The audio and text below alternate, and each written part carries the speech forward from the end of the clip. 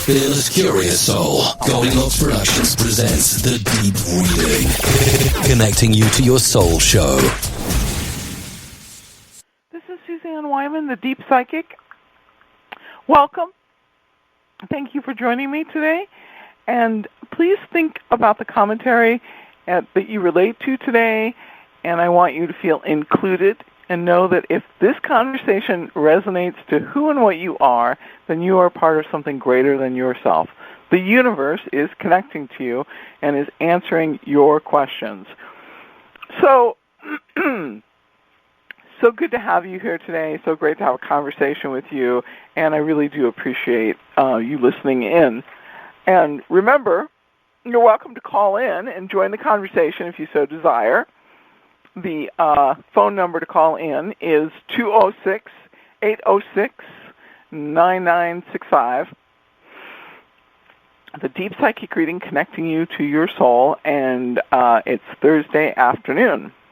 So, today's conversation is more about teaching and showing somebody how to use their gifts, their talents, and their capabilities in order to demonstrate their own intuition, their own psychic ability. And I'm going to be bringing on somebody who I've known for a really long time, but I hadn't really spent any time trying to figure out how to apply what I knew was her spiritual gift and how to apply it to intuition. I have a lot of training and a lot of education. And then, of course, I have a lot of experience. I've been doing this since 1982. My grandmother taught me a lot of things about some of the basic pieces of getting psychic information. She taught me how to read feet, and she taught me how to read cards with a regular deck. And she had some other friends that were interested in things that would fall into the grouping of, I guess you would say, metaphysical learning and education. So, I don't always think of myself as the very best teacher because I really believe that people already know what it is that they know, and, you know, they should be able to do it. But I find that if I do work with somebody and show them how to get the information themselves, it has lasting results. And I learned how to do past life regressions, and I really believe in regressing a person and letting them get their own dates, times, places, and names so that, that's a great question. Are you more of a spiritual awakener? I think sometimes that is my role in life, and I think that's what I end up doing in groups, working with people and creating change within the group. So, fabulous question. So let's see if I have Tara here, and let's bring Tara on for the conversation. Tara, there you are. Hi, how are you? Really good. What a great voice you have. Thank you. You too. Oh, good. Hi, Stan. How are you? Hello. I'm fine. I'm right here. Oh, fabulous. Okay. So, Tara, why don't you introduce yourself and talk about your spirit guides? Just start a general conversation for us. Okay. My name is Tara Fries, and I have many spirit guides. My main spirit guide is Roger, okay. And I first met Roger probably 17 years ago. Because I was reading a book by, I'm not sure if I'm going to pronounce the name correctly, but it's Shakati Gawain. Oh, anyway, she does she does creative visualizations, and in there it said how to meet your spirit guide. So I thought, wow, let's give this a shot. Let's try this. And so I followed what she said, and sure enough, there was Roger, and I could see him, I could visualize what he looked like, everything about him, and he has been with me ever since, as well as others. You know, Roger is the one that I mainly speak to and speak about. I kind of see him as kind of the high commander with others that he's directing. I'm not sure if that's correct or not, but in my mind, that's how I visualize his work. And Roger, I can describe him. He is an older gentleman, British, and he looks like he's a throwback from probably the late 1800s with a top hat and tails and, a cane, and he's got longish white hair, and he's just very distinguished looking. And he is my spirit guide, like I said, as well as many others. So yeah. Tell me how many spirit guides you believe that you work with in any given year. Don't stick to a day or a month, but talk about the year. How many? It's a huge number, and this is part of your talent. So let's talk about it. You've got to be okay with it. I'm going to say probably 15 to 20. I think it's more. And I believe most people have an average of 6. At least that's what I've read. But mine seem to be around the 15 or 20. And when I go into my my safe zone, where I do my visualization and create, a lot of times there are more that are there. And sometimes when I visualize, I can see the whole, I don't want to say person, but the whole being. Sometimes it may just be 2 or 3 hands that are reaching out to me to show me that they're there. There's different things. Sometimes it's like a party, So, and I know that they're all there surrounding me and loving me and there to help. Okay. So my estimation is that there was 28 to 32 of them that worked with you on a regular basis. Okay, that is. I think that a lot of times, just on a certain situation, there might only be, like maybe 15. And like I said, I see Roger at the helm, and then these are others that come in depending on what's needed. Is it health, or do I have a goal that I need to be helped with achieving? Do I need protection? Sometimes maybe I need a lot of protection. There needs to be 2 or 3 there, Okay. So I believe that is the case. Okay, really good. Okay, so do you have any doubt about your conversations with the people that are your guides? Do you have any doubt whatsoever? Because before I do this little process with you, I have to be absolutely certain that you are not in any doubt, any conflict, or anything unresolved about this conversation, because it hinders. No, nothing at all. I can tell you right now, nothing at all. I love my guides. And, I think, and your guides' relationship needs to be nurtured just like any relationship. You need to spend that time with them. You need to put aside some time to talk to them. And, guides will not step in necessarily unless they're invited. They respect boundaries. So you have to make sure that you let them know, hey, I need this help and I need it now. Just, it's really interesting. Like a few minutes ago, I was upstairs and I thought, I think before this call, I'm going to get out my creative visualization books. What was her name? So I went to one of our bookshelves and I was searching, and I thought, well, here I am. I'm going to talk about guides, and I don't even talk to my guide saying, can I need a little help. I think this would be helpful. Can you help me find this? And you know what? I immediately, it was just right there. I'd been looking at the shelf for 10 minutes, and all of a sudden, there it was right in front of me, So,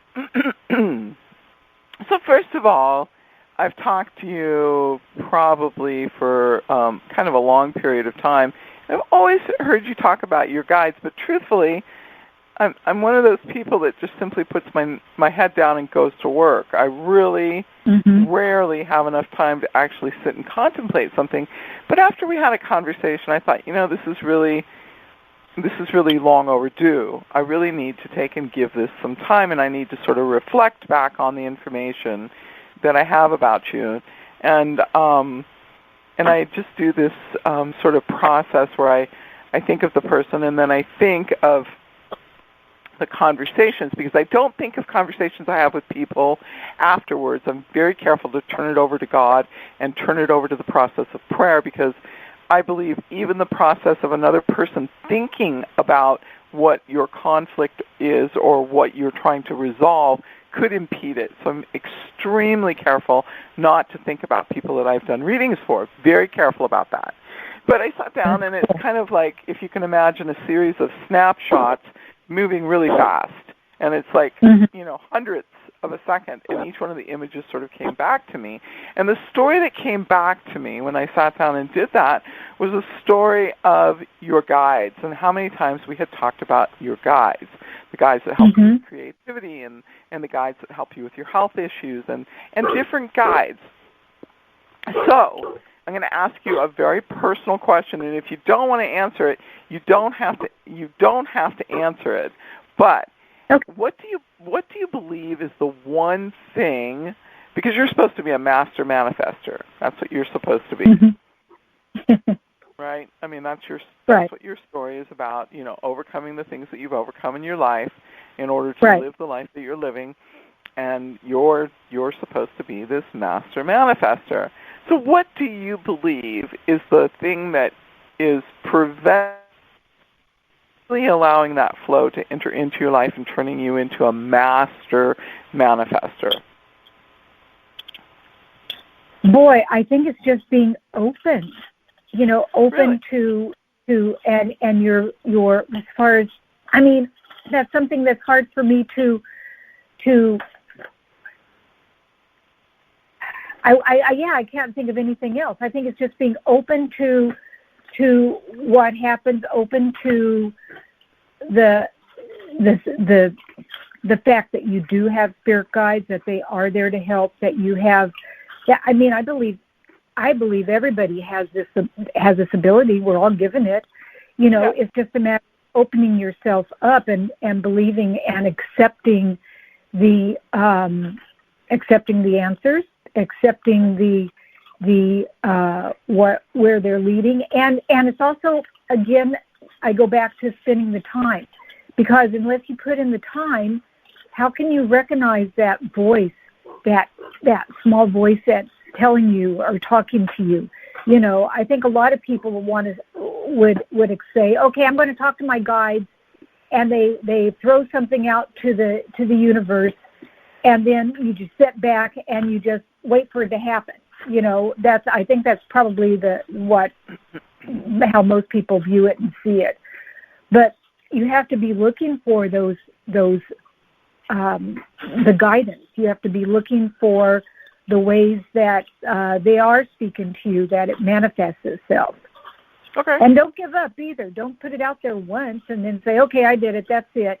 You have to sometimes ask several times. And sometimes if you think you're not getting an answer, you can always do a few other things, like writing, 2 pens. You write what you're looking for, and then with the other pen, that will be your guide's pen. You pick it up, and then whatever comes to mind, that's what you write down. And you have to be accepting of and willing to open yourself up to that being the way. Okay. So I'm gonna digress through 2 pieces of material, and then I'm gonna come back to the conversation, which is the class with you. Okay? Okay. So, in the 1940s, there was a great author. His name was Harold Sherman, and he says the title of the book is "You Are Psychic," and so in that book he talks about the process of doing an automatic writing. And automatic writing is a no-no. So I just want to make sure for people that are listening to this that we're not talking about automatic writing. Automatic writing is when you No. Right. Okay, so let me explain it for 1 second. So the automatic writing is you sit down and you sit in a process and you relax and you let go. And Harold Sherman's wife was really, really good at it. I mean, she was really good at it. And she would sit down and she would allow herself to go into what would be considered a hypnotic state or a trance, but basically an altered state, and then she would start writing. Now, if you only do this for yourself, generally speaking, it's not a problem. But a lot of people aren't trained, educated, or formulated enough in their process of how they start it, getting rid of their negative thinking, making sure they're safe, and then doing it, that they leave themselves open. And the theory that he attached to it was, he said, doing it on writing is like taking and opening your back door and opening your front door, and everybody who walks down your street walks through your front door and then walks out your back door. 99 and 9/10% of the time, no bad person is ever going to walk through, but it is that one bad person that is the problem. So this is not an automatic writing. This is a skilled, formulated, well-directed, disciplined activity that you use for access. Right. And I don't even use that. I was just putting that out there as an idea for somebody who felt stuck, like I feel like I'm talking to my spirit guides, but I'm not getting an answer. Is anybody there? Is somebody listening to me? It is a great tool. It's a very, very good tool, and I like it very much. And I just added the cautionary story because... That's good. Yeah, okay. So a lot of people that are reading and doing books, they think that they're reading the material and doing the books and stuff like that. They believe that this material is all brand new and that they are the ones who have, touched into it and everything else. But this material has been written about for thousands and thousands of years. It's ancient knowledge. It's just rewritten and redone and repackaged and put back together. Only now, because we've entered into the age of Aquarius, it has a greater acceptance. It has more understanding. It has more ability to be with more people and be more receptive. So here's the second point. Really think, I know I always try and sort of think about this, but you spend time, I think, in Montana vacationing. Is that right? Yes. So the first thing when you started talking about your guides, I realized that you have a really important past life memory in that location, and that's why you go back there, and that's why you enjoy it so much. Okay? So those are my two pieces of information for you. So now we're going to go to class. Okay, so now we're going to go to class. So what I want you to do, are you in a place where you're comfortable and you're relaxed and you can sit down? I am. Okay, great. So what you're going to do is you're going to take and ask your spirit guides to come forward. And this is your method of doing an intuitive reading with people. So an intuitive reading doesn't always guarantee that the individual that you talk to is A, open and receptive, B, is open and receptive to your guides, and C, that the person is willing to accept the information. So I believe you are absolutely correct that it does relate to openness. It really does relate to openness. You're correct in that. And it's funny, I would have never have thought of that. And so what you're going to do is you're going to ask them to come forward and join you in this conversation. Okay. So they come forward, and I can see them. They've come forward, and I can see Roger.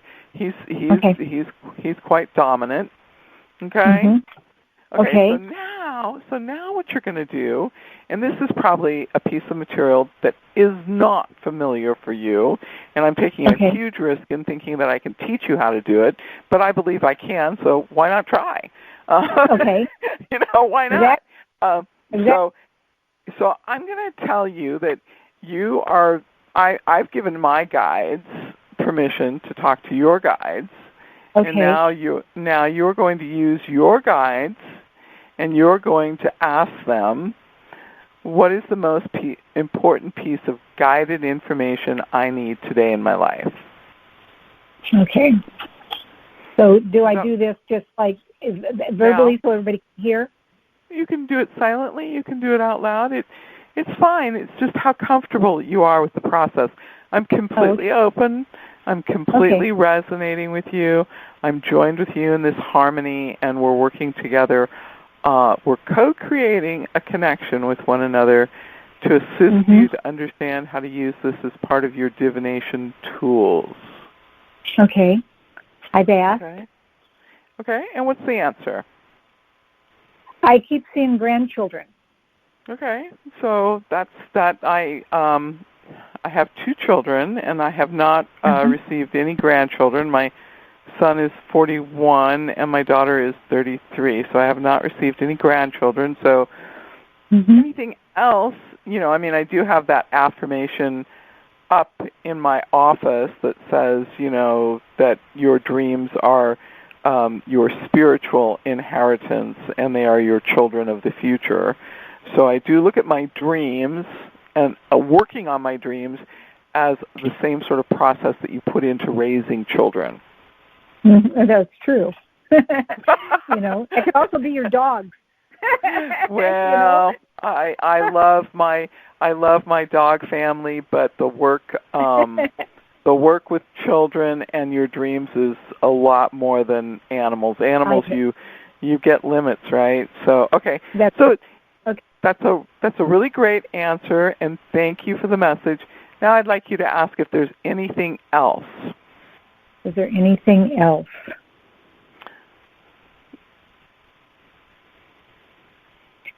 Yeah, you know what? I keep getting an answer that I should be doing more helping, giving, and it's not clear how. I mean, it just keeps popping up, that you should be doing more, but I'm not sure exactly what more is. Okay, so ask. What is more? That's what keeps. Well, I did. I said I didn't understand, and like I said, the what comes up is more in either helping or giving somewhere, and I'm not sure. And I don't mean giving just monetarily. I just mean giving of myself. Like in helping, and that's kind of all that I'm seeing. Let's go back to the openness equation here, and this is your learning curve, Tara. Okay. Okay. So I asked you in the beginning. I said, what is the one thing that you believe is preventing you from being the master manifester that you are? That is part of your destiny. What is it that you're supposed to be doing, and what is the one thing that you would see as preventing you? So as soon as you exchange the information, you close the door. So it is openness. So openness is an interesting process when you work as an intuitive. What people don't understand is that when you sit down with somebody who's intuitive and they ask you a question which doesn't really seem to fit with what you were thinking about, because it never does. People are very unaware of what they're putting out as far as information. The first question that a psychic asks you often makes the person very unaware, which in turn makes them very defensive, which makes them closed off. It changes the openness. And generally speaking, not always, I find that I drop that point. But it always turns out that my very, very first remark, my first observation, my first question, my first insight is the piece that leads to the story that tells us where the pattern is that has blocked the opportunity that is preventing the individual from expressing their complete and full potential. Okay? Oh, okay. So your openness has you have an element of fear attached to it that if you're and this is a guided process with you, so I'm asking you to go back in, ask your guides to come forward, make yourself receptive and open, and sometimes in an exchange of energy and in a conversation between the person who gives the reading and the person who does the reading, has to be some sort of affinity. You have to be in the same reality. You have to have communication. But it is affinity, reality, and communication that create the bond, which create the openness, which creates the willingness to do the work in order to get the insight. Mm-hmm. Okay? So it's interesting because I already got the answer on that. And the answer for me was that, see, I'm such a creature of habit that all of a sudden things will change and I won't be in my comfort zone. You know, it's like, oh man, I got to leave the house and go do that. I was so comfortable sitting here and reading, you know, or something like that. So all of a sudden your comfort zone starts to change, you know. Okay. And for me, that's a little harder. A lot of people love that. Like, yeah, let's go tackle something new. You know, that's a little more difficult for me. Okay, so let's talk about your comfort zone. Your comfort zone. Your comfort zone is simply, you know, it's habit, it's routine, and it's known. But being out of your comfort zone and experiencing fear, because you don't really know what's going to happen, fear isn't real. Fear is just there. And when you feel it, you're like, okay, I feel that fear. Okay, so I work in public, and I have to walk up to a table and introduce myself and ask people, would you like to have a reading? And, you know, over and over again. And it's physically painful for me to do that. And I've been doing it since 98. So, and you would think at a certain point that it would have gone away, but it hasn't. And so, what do I really think that is? I don't really think it's anything. It's just who I am and how I'm wired. So, in that process of what they've given you as the information, I'm gonna take you through it. And here's the other part that I notice is that you think that you have the answer, and I think that you still need to understand the full answer in order to get the benefit of the work. Okay? So okay. So you kind of you have enough training to be doing this, but you're not doing this. And it's my quest to take you through this piece of material in order to take you to the point that you can actually do this. So you're not asking questions about yourself any longer. You're asking questions about me. It's not about you. It's about me. It's one of the first skills that psychics need to practice. Psychics, intuitives, light workers, awakeners, whatever you want to call it. Don't talk about yourself when you're doing your work, or as little as possible. You know, it's just training. Okay. So what you're going to do is you're going to take and you're going to go back and you're ask your spirit guides to come forward, and you're going to ask them, each one of them, for their own little message. And you're going to trust that each one of them has something to share with you. And then you're going to give each message, oh, this is so-and-so, and this is what they said. You'll find that the story comes together, but I need to take you from a simple reading with a good message to an advanced reading with a complete message. Okay, you can do it. Okay, so do I do it right now and then give you the answer? Yeah, you do it out loud. Okay, so spirit guides, please come forward and give me the answers that I need to know. About Suzanne. So Roger just said I'm not bold enough. Okay, so let's be bold. We're going to be bold right now. You're going to be bold in doing this reading with me. Tara, you can't say anything that will hurt me. You can't say anything that will offend me. And I've given my guides permission. I've given my guides permission to talk to your guides. So you're going to give me messages about me. Oh, they're giving me messages about you? Yes. Oh, I asked them for messages to me. Okay, so that's that's kind of like the disconnect in the conversation. I wasn't clear about that. I'm sorry. So if you're going to do this for people and be of service to them, you have to get really comfortable. First of all, you're working with my guides. Your guides are working with my guides. And your guides are going to give you the information from my guides, because we're pretending for this teaching exercise that I don't know how to connect with my guides, and I need you to be my facilitator and take your guides, connect to my guides, and give me that information. Okay. You're the facilitator. You're not talking about yourself. Okay. Now I'm getting it. Now I get what's going on. Okay. Okay.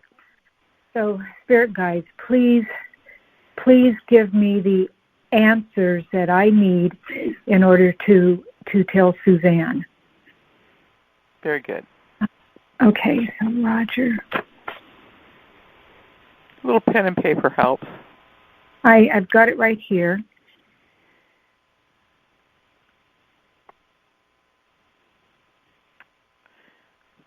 Now, Roger just said directfulness, and I don't know what that means. Do you know what that means? I do. So continue on.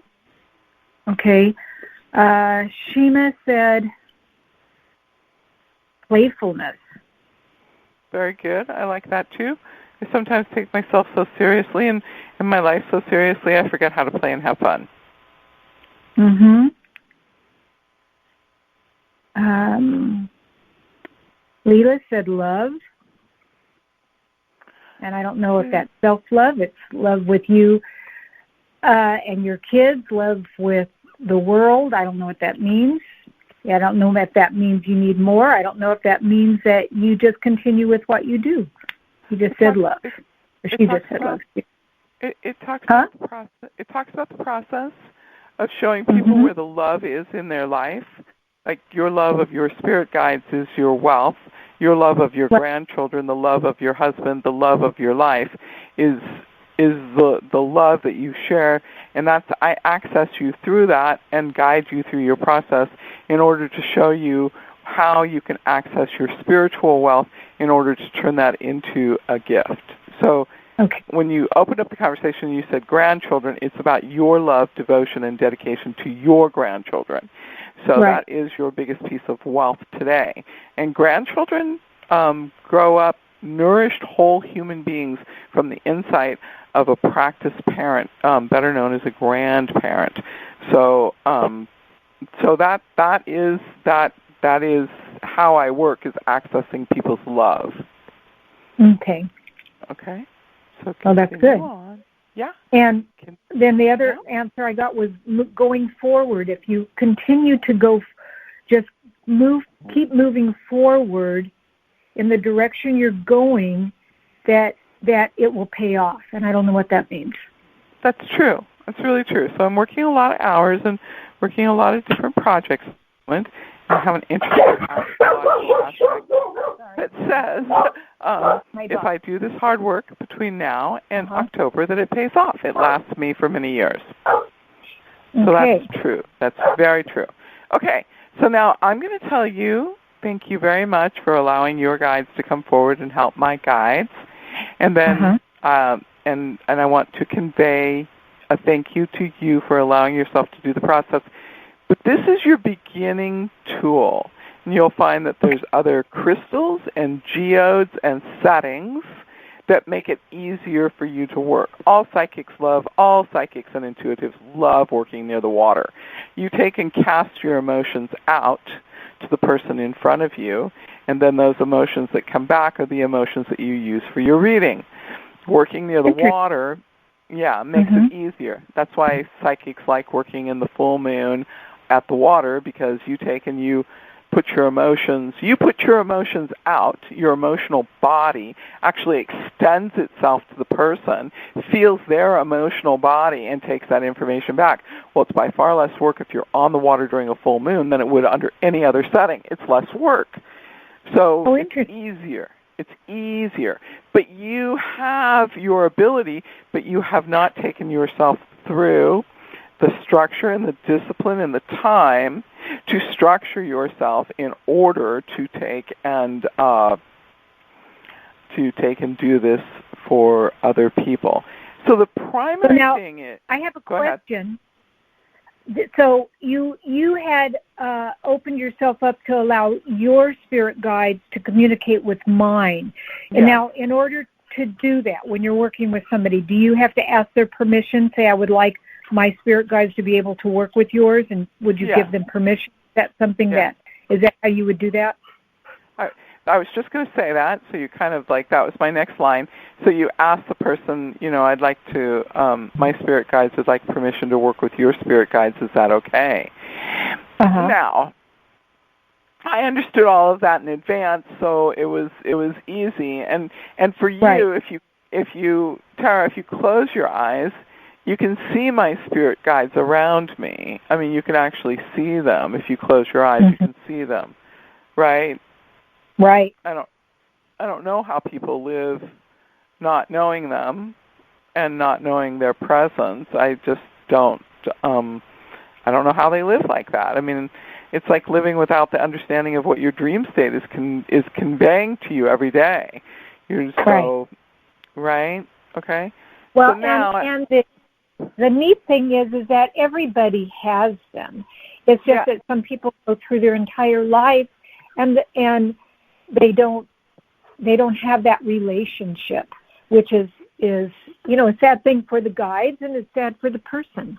No. It's a great opportunity for you because you show them how to connect to the process.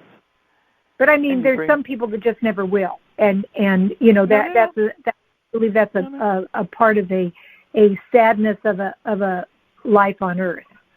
Yes, but that's something that you can't really, if you're going to involve yourself in this work, which is a humanitarian cause, being of service to other people, you can't really concern yourself with that. The people that are ready and the people that are willing will arrive, and they will ask you for this insight. So I'd like to see what is the deepest message you get at this point for me. Go to your deepest level, work really, really hard, and trust that I'm okay with this, and give your deepest message.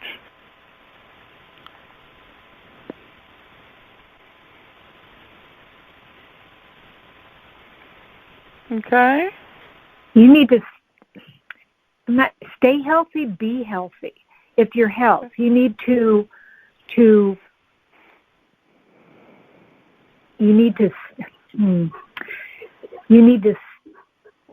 stay healthy, and you need to continue working on your health. Okay. It's just you need to continue working on your health. Not that there's anything wrong with your health. You just need to make sure you keep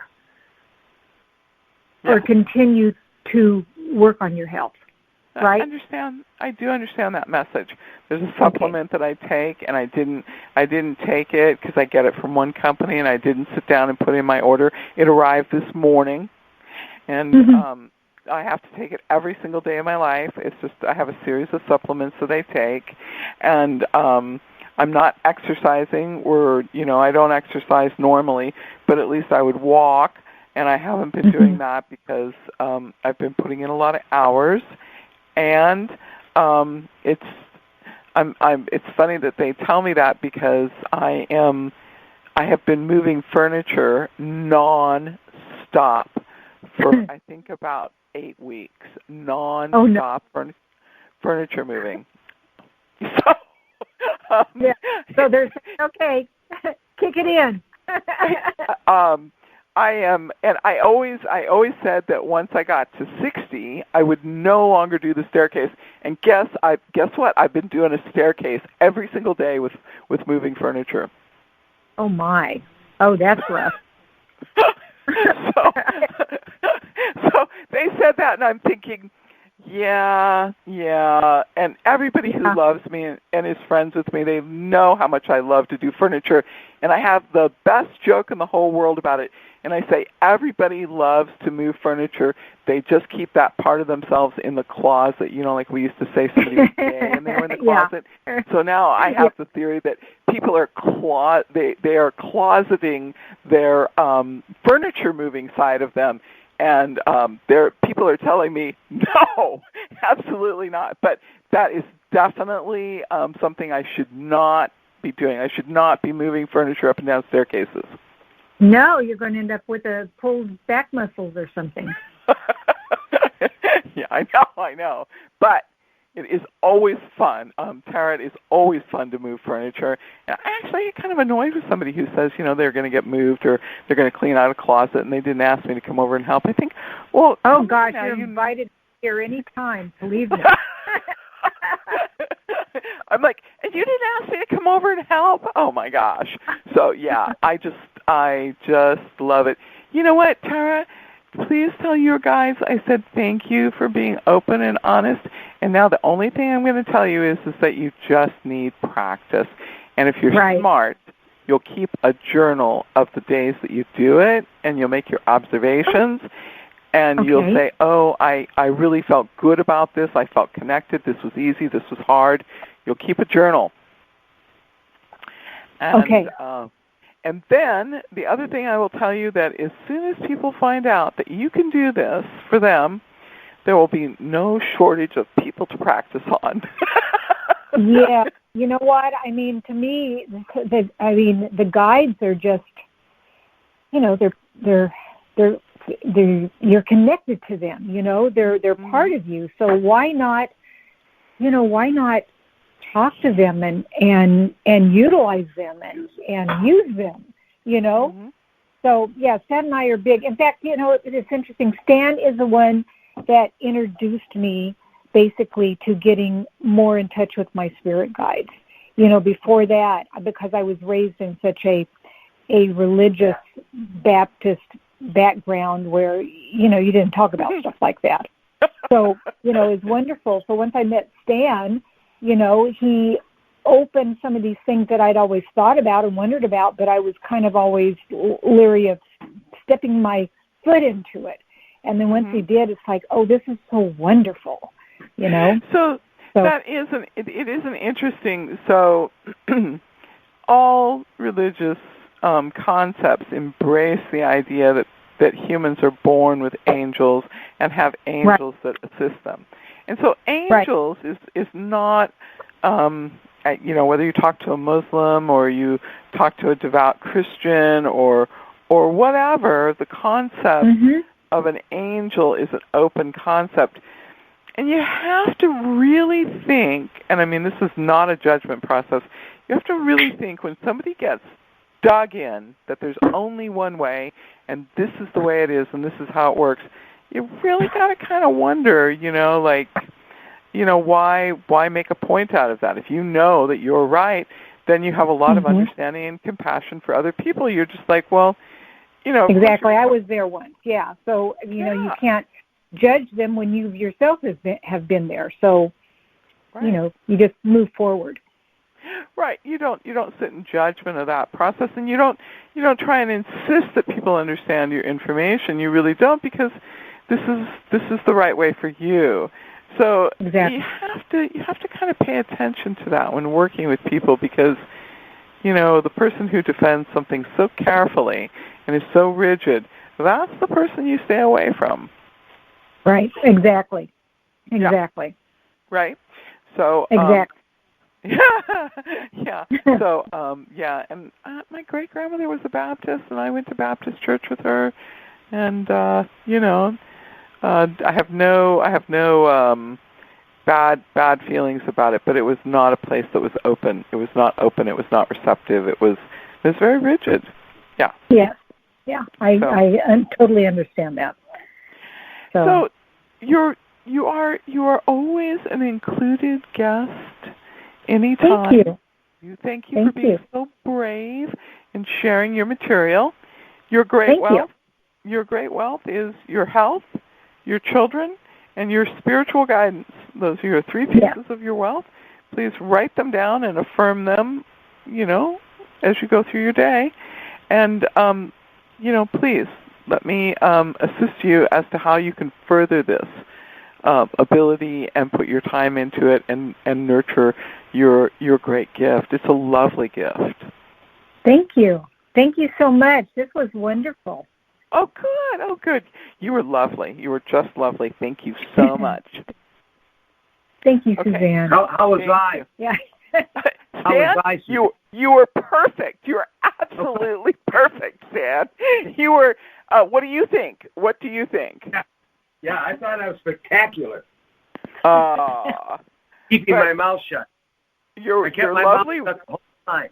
You did, and your lovely wife. What do you think of her practicing on friends and family until she gets this absolutely fine-tuned? Totally. Yeah. Okay. Well, she has a lot more success with her guy like Roger than I do. She's way ahead of me on that.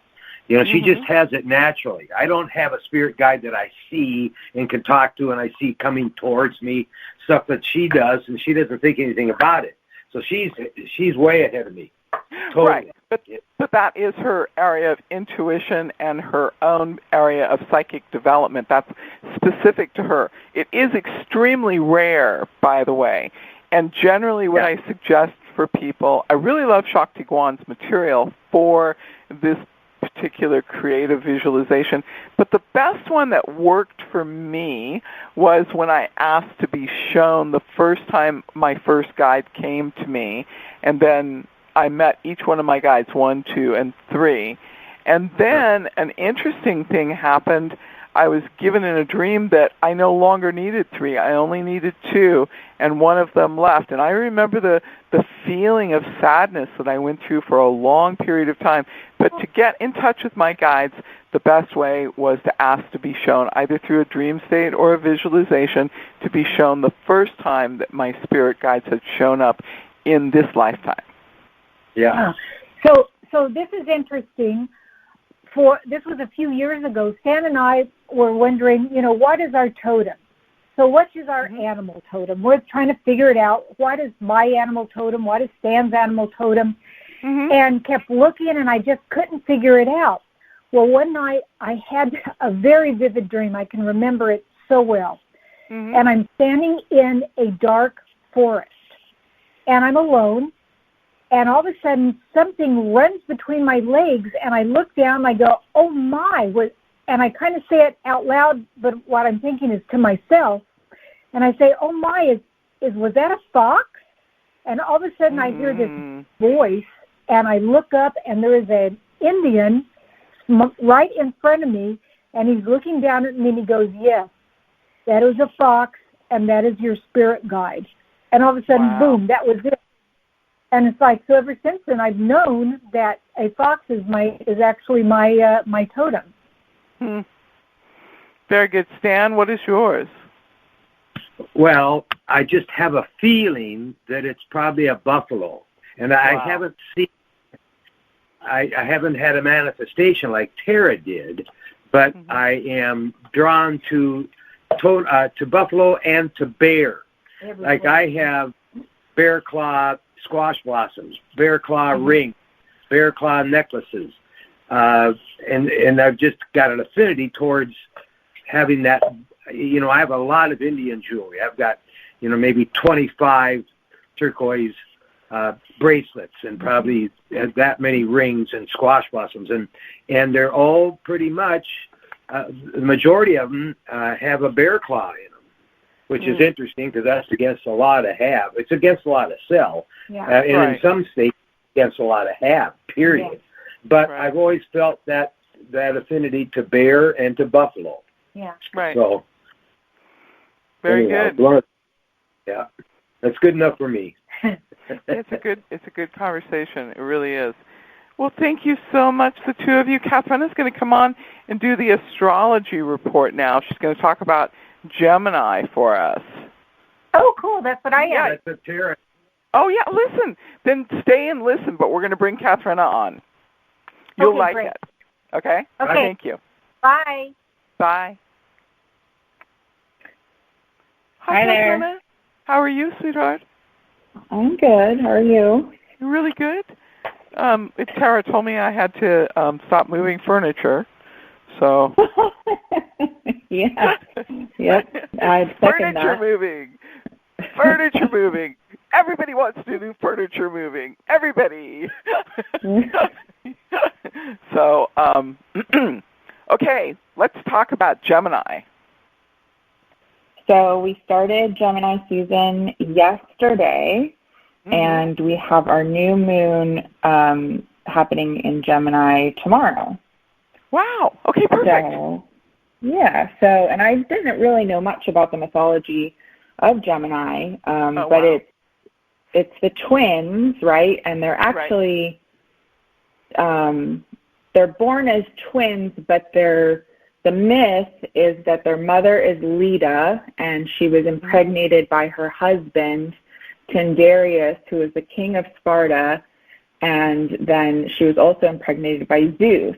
So Castor is the mortal son of the king of Sparta, and Pollux is the divine son of Zeus. So one is immortal and one is human. Yeah. And don't you love how astrology tells us a story about the human condition? People think these problems are unique, but these problems have been with our human consciousness since time began. Yeah, and I didn't know. Well, I like mythology and all that stuff for that reason, right? You can always kind of go back to it and relate to it, and even though it's ancient, right? But I didn't know that they were the brothers of Helen of Troy, the famous Iliad and Odyssey poems written by Homer. So I didn't know that piece. So that was kind of interesting to learn. So as I said, the twins are both mortal and immortal, and so it's their job to kind of merge the wisdom of the earth and the wisdom of the heavens in order to provide us with a full understanding of life. Right. So talking about Gemini a little bit, you and I always kind of have the joke, as long as people understand that when you're dealing with a Gemini, you're dealing with two people in one person, then you're fine. Geminis are, as long as you understand that about them, you can appreciate them. Right. So, yeah, and I think they're communicators, right? They're supposed to be logical and have this. They're ruled by the planet of communication. They're ruled by Mercury. So they're supposed to be these great communicators, but then they kind of, to be understood in their communication, they have this duality, right, that they're trying to convey, which is probably hard for people to understand sometimes. So that's an interesting thing, because I think that it is a story that we are told that there are a set of twins, but I don't actually believe that they are twins. I believe that it is an individual who has an extreme awareness of both sides of themselves, and the Gemini quest is to make sense of the physical reality while being connected to the heaven. And so they get caught in a mirroring process. They are mirroring something back to a person all the time. And Geminis often have a sense of anxiety about being out in the world, and that's because they have to be careful who they put around them, because they simply take and reflect back to the person who they really are, and a lot of people are not aware of who they are, and much less don't really want to know it. And so this is the problem for Geminis. This is my observation of them. Yeah, the mythology kind of speaks to that, right? There's not a firm story. There's mixed stories of whether, I think that lends to your theory if you really go look at the mythology in deeper. So that's kind of interesting that you pull that. But so let's talk about what we're supposed to do kind of during this new moon and during this Gemini season, because we are amidst 4 retrogrades right now, and we're going to go into our 5th retrograde on June 18th. Oh, so a quick recap. We have Venus retrograde in Gemini from May 13th to June 25th. We have Saturn retrograde, which moves from Aquarius into Capricorn from May 10th to September 28th. We have Jupiter retrograde also in Capricorn from May 10th to September 13th. And then we have Pluto retrograde in Capricorn from April 25th to October 4th. And then, as I said, our Mercury goes retrograde in Cancer on the 18th of June to the 12th of July. So that one's a short one. So with all this kind of, retrograde energy, we want to kind of be aware of our communication, especially when we're in Mercury retrograde. We want to be adaptable it's kind of a time to make time for our friends. They say it's a time to work with your hands, which I think are forms of, us communicating with the tangible and then talking through our feelings. So, just communication, being aware of maybe miscommunications that are going to happen, right? Well, I think the miscommunication is really a process of somebody who's, we find ourselves in our head and we're not listening to what the other person is saying.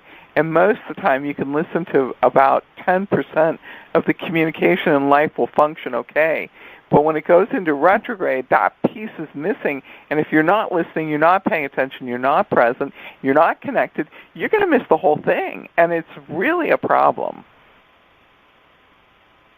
Yeah. So what is my,